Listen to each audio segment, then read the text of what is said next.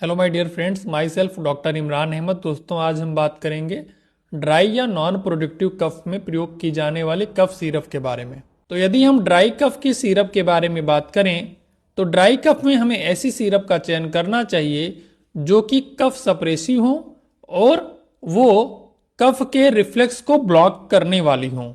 जब भी बात कफ सप्रेसेंट सिरप या एजेंट की जाती है या कफ के सिग्नल को ब्लॉक करने की जाती है तो वहां पर हम मोस्टली प्रेफर करते हैं डेक्स्ट्रोमेथॉर्फेन या डेक्स्ट्रोमेथॉर्फेन के कॉम्बिनेशन वाली सिरप का। यहाँ पर हम ऐसी सिरप का प्रयोग करते हैं जिसमें डेक्स्ट्रोमेथॉर्फेन, फेनाइलएफ्रिन, क्लोरफेनाडामीन के कॉम्बिनेशन पाए जाते हों। Dextromethorphan 10 to 15 mg, फेनाइलएफ्रिन 5 mg, क्लोरफेनाडामीन 2 mg होता है। हम डेक्स्ट्रोमेथॉर्फेन के बारे में बात करें तो डेक्स्ट्रोमेथॉर्फेन कफ सप्रेसिव एजेंट या कफ सप्रेसेंट होते हैं एवं फेनाइलएफ्रिन डिकंजेस्टेंट के फॉर्म में एक वर्क करते हैं जो कि वैसोकॉन्स्ट्रिक्शन कराते हैं।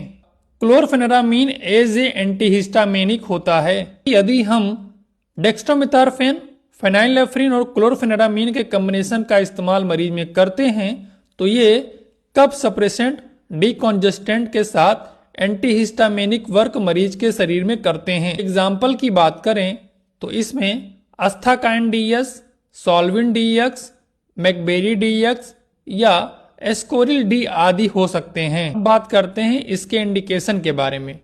इनका प्रयोग ड्राई कफ या नॉन प्रोडक्टिव कफ में, नेजल कंजेशन में, एलर्जी सिम्टम जैसे रनी नोज आदि में या कॉमन कोल्ड में हम कर सकते हैं। अब बात करते हैं डेक्स्ट्रोमेथॉर्फेन, फेनाइलएफ्रिन, क्लोरफेनाडामीन के कॉम्बिनेशन वाले सिरप के साइड इफेक्ट के बारे में।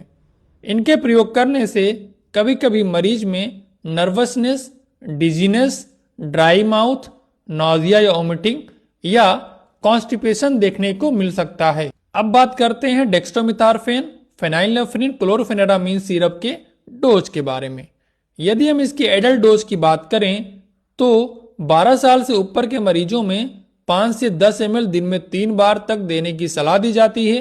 6 साल से 12 साल के मरीजों में 3 से 5 ml दिन में 3 बार तक देने की सलाह दी जाती है, जबकि 4 साल से नीचे के बच्चों या मरीजों में डेक्स्ट्रोमेथॉर्फेन, फेनाइलएफ्रिन और क्लोरफेनाडामीन के कॉम्बिनेशन वाली सिरप को अवॉइड करने की सलाह दी जाती है।